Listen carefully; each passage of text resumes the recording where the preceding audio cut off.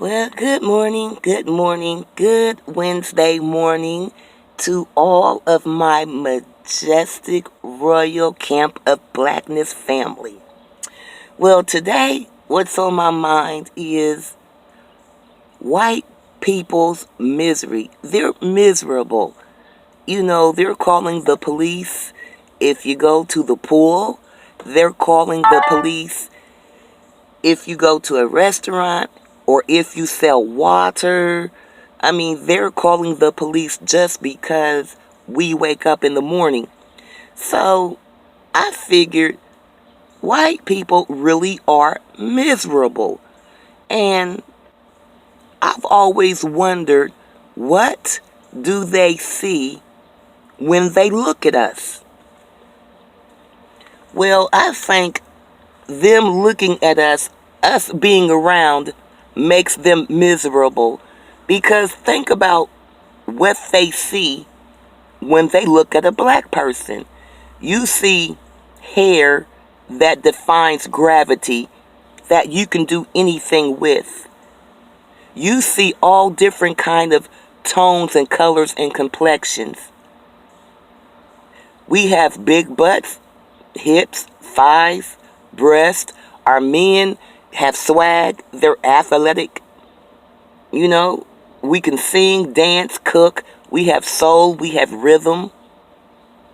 We have good energy, high frequencies. No matter how ratchet a woman is, and how many children she may have by different men, they don't care about that because they cannot procreate. Okay? So what we see is ratchet Shaquita with 5 kids by 4 different baby daddies. They're looking at something they will never be able to accomplish. They wish they could have 4 kids or 5 kids by 4 different baby daddies. They see LeBron James, Michael Jordan, all the greats. They see our our talent, our creativity, our innovation. We can outthink them. We can be out in the sun all day long and we'll get a pretty brown tan and that's it. Our babies are born smarter. If you put us side by side, we'll always outperform them. Everything that we are, our spirit, our soul, our energy, our looks, our physical body curves, our athleticism, everything about us is all that they could never ever accomplish. We make them miserable. That's why they're calling the police. That's why they're hanging us. Because, see, we never thought, what do they see when they look at us? They see everything that they will never be able to accomplish. Money can't buy what we have. Money can't buy our energy, our frequency. We, black people, we are history. Black people are history. We make them miserable. That's why they're acting out. It's a lot of reasons. This isn't the only one. But every time they see a black child or a black man or a black woman, that's misery because that child represents their population dying. That's something they'll never be able to accomplish unless they go into a lab and manufacture artificial life.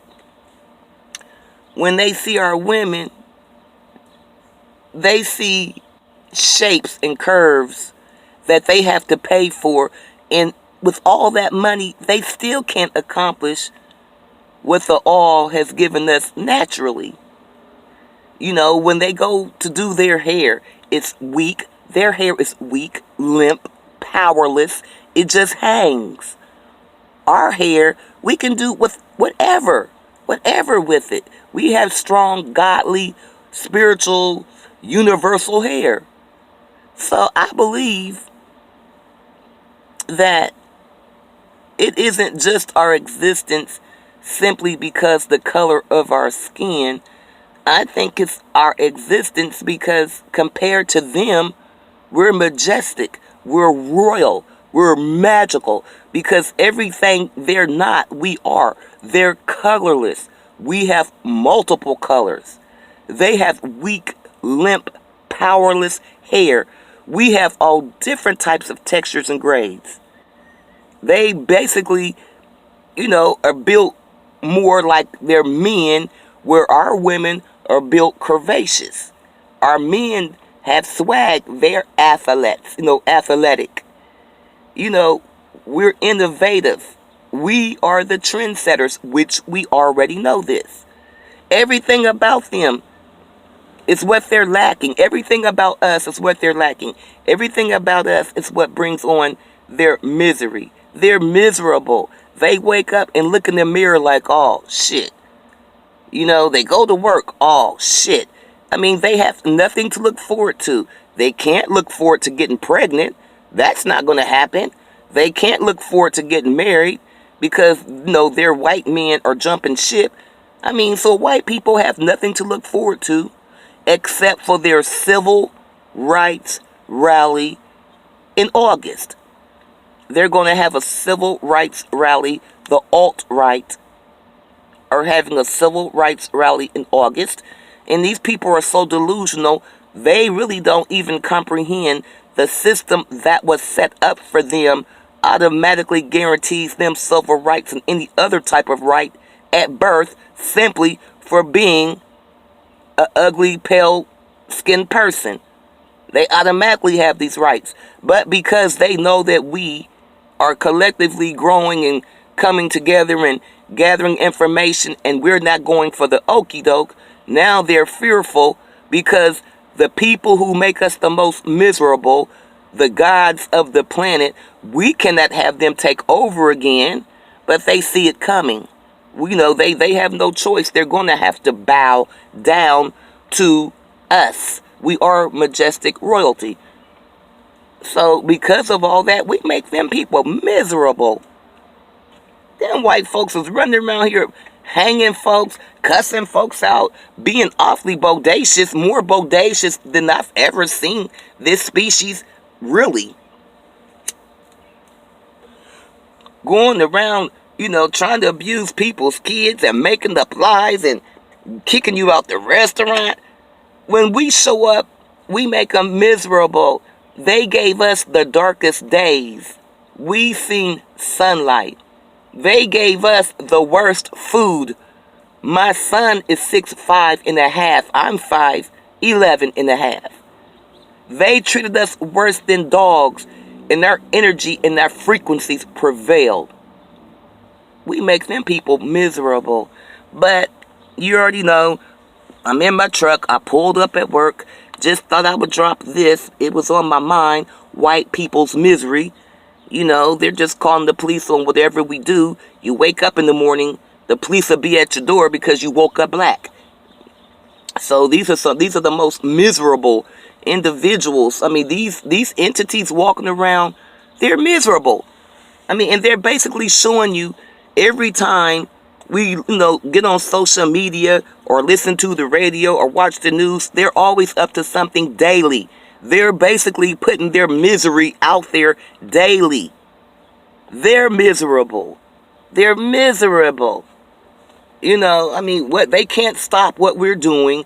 They can't stop what's happening to them. Their economy has crashed. Donald Trump is full of shit. America has never been great, and it's not going to be great again. But yet, you have these miserable people following behind him, hoping for the best.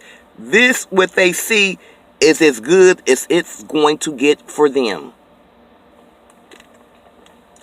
This is as good as it's going to get for them, people. They can take all that misery with them. But when you look in their faces, whoever listens to this video, start watching their faces. You'll see it. Misery, sometimes misery is very physical. And I've been in stores and I'll just walk past them and look in their face and they look tired, haggard, miserable. We make them miserable. white people's misery comes off of our energy and our frequency, because they know they're holding on a very thin string, and we're getting more powerful. We're learning more. We're beginning to stand up stronger. We're beginning to want to make codes and come together, and it will happen. And they know once that happens, game over. Well, you guys know how I am. I'm at work. Have a good Wednesday, and I might make another video later. Depends on what pops on my mind. But this was on my mind, just looking at their faces and the things that they're doing in reaction to us are miserable actions, because happy people don't just call the police and call people names and start trouble. You're happy. That's not on your mind. But when you miserable, misery loves company. And who do they always come to for company? Black people. Well, I gotta go. Talk to you later.